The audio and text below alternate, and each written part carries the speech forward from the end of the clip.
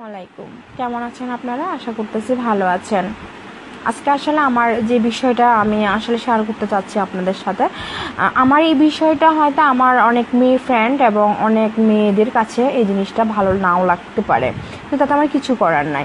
সত্য কথা আমরা সবসময় সত্যভাবেই জানি। সেটা হচ্ছে যে মানে বাংলাদেশে এখন তালাকের হারটা দিন দিন বেড়ে চলতেছে। এটার একমাত্র কারণ সেটা হচ্ছে মানে আমি যেটা বুঝতেছি ম্যাক্সিমাম মেয়ে তার হাজব্যান্ডকে তালাক দিচ্ছে, কিন্তু এটার কারণ হচ্ছে কাবিন। সরকার যে আইন করেছে যে একটা মেয়ে তার হাজব্যান্ডকে রেখে এবং অন্য ছেলেকে বিয়ে করলেও সে কাবিনের টাকা পাচ্ছে, কিন্তু এটা করে একটা মেয়ের সাহসটা বেড়ে যাচ্ছে যে আমি আমার হাজব্যান্ডকে রেখে যাওয়ার পরও আমি কাবিনের টাকা পাচ্ছি। কিন্তু এই আইনটা আমি মানতে পারলাম না। আপনাদের যুক্তিকতা কি বন্ধুরা, সেটা একটু জানাবেন। আরেকটা কথা হচ্ছে যে মানে মেয়েরা ভাবতেছে যে যে আমি তো আমার হাজব্যান্ডকে রেখে অন্য ছেলের সাথে পালাই যাচ্ছি, আমার হাজব্যান্ডের প্রথম হাজব্যান্ডের আমার এখানে 10 লাখ টাকা কাবিন, নেক্সট হাজব্যান্ডের কাছে গিয়ে আমি 15-16 লক্ষ টাকা কাবিন পাবো। ওই কাবিনে আমি চলে যেতে পারবো, তবে ওই হাজব্যান্ডকে রেখে অন্য, এটা মানে আসলে কি মেয়েদের এখন ব্যবসা হয়ে উঠতেছে। আমি যেটা বলবো সেটা হচ্ছে নারীর কারণে নারী নির্যাতিত, এবং সরকার যে আইন করেছে আমি সেই আইনের পক্ষে নই। আরেকটা কথা হচ্ছে যে সরকার পুরুষের ক্ষেত্রে একটা আইন করেছে, একটা পুরুষ তার স্ত্রী যতক্ষণ না পর্যন্ত অনুমতি দিচ্ছে মানে স্বামীকে বিয়ে করার জন্য, ততক্ষণ পর্যন্ত তার স্বামী বিয়ে করতে পারবেন না। সাপোজ তার স্বামী যদি তাকে রেখেও তাকে তালাক না দিয়ে, একজন স্ত্রীকে যদি তালাক না দিয়ে আবার বিয়ে করে, তাহলে সে স্বামী একটা অপরাধ করে এবং সে সাজা পায়। তাহলে ঠিক সেম সাদাটা একটা মেয়ে কেন পেতে পারে না?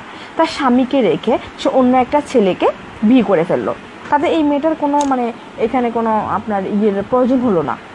হ্যাঁ, কোনো তালাকের প্রয়োজন হলো না, মানে কাবিন চাইলো না যে তার আগের স্বামী তাকে ডিভোর্স দিয়েছি কিনা, আগের স্বামী থেকে সে অধিকার নিয়েছি কিনা। এমন তো হচ্ছে না, তাই বলে মেয়েরা দিন দিন প্রশ্রয় পাচ্ছে অ্যান্ড ছেলেরাও সেটার প্রশ্রয়ের ভাগিদার হচ্ছে। একটা মেয়ে তার স্বামীকে রেখে অন্য একটা ছেলের সাথে পরকীয়া করতেছে, কিন্তু দেখা যাচ্ছে যে ওই ছেলেরও ওয়াইফ আছে, কিন্তু এই মেয়েটা এটা চিন্তা করে না যে ওই ছেলের বউয়ের কি অবস্থা হবে। আসলে বন্ধুরা, আমি যেটা বলতে চাচ্ছি সেটা হচ্ছে আজকের বাজারে আমরা নারীর কারণে নারী নির্যাতিত।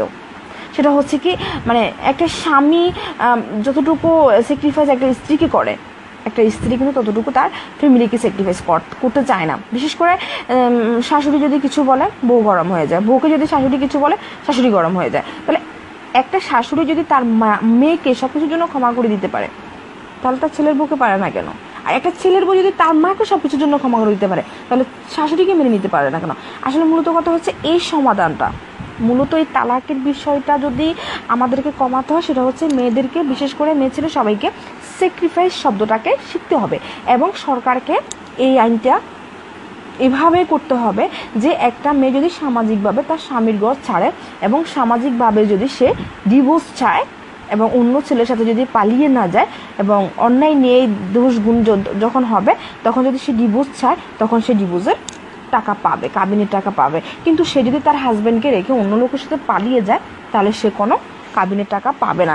এই আইনটা যদি সরকার করে, আমার মনে হয় যে বাংলাদেশ থেকে তালাক শব্দটা আস্তে আস্তে কমে যাবে এবং সংসারগুলো সুখের হবে।